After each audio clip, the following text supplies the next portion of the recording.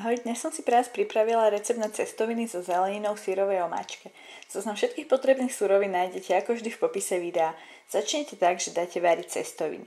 Potom do vyššej panvice pridajte trochu oleja. Ja rada miešam obyčajný olivový s čili repkovým.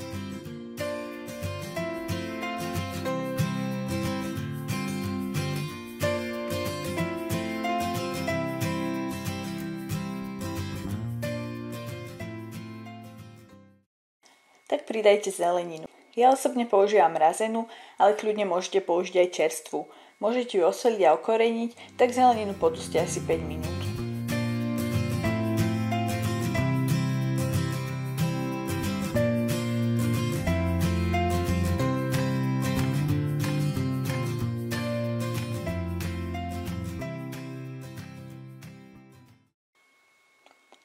Následne prilejte smotanu a pridajte syr. Potom pridajte trochu červenej papriky a bazalky.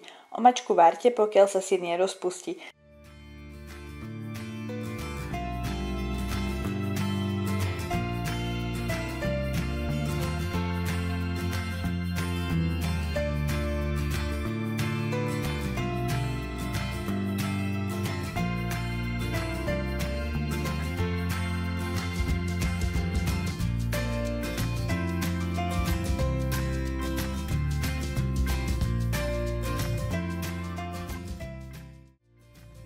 Tak ju zahustíte múkou, ktorú predtým rozmiešate s trochou vody.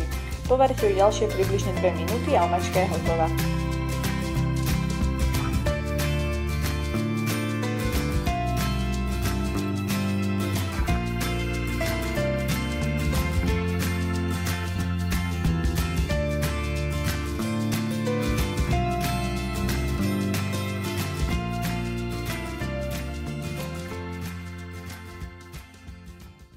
Tak stačí už len primiešať uvarené cestoviny a môžete servírovať.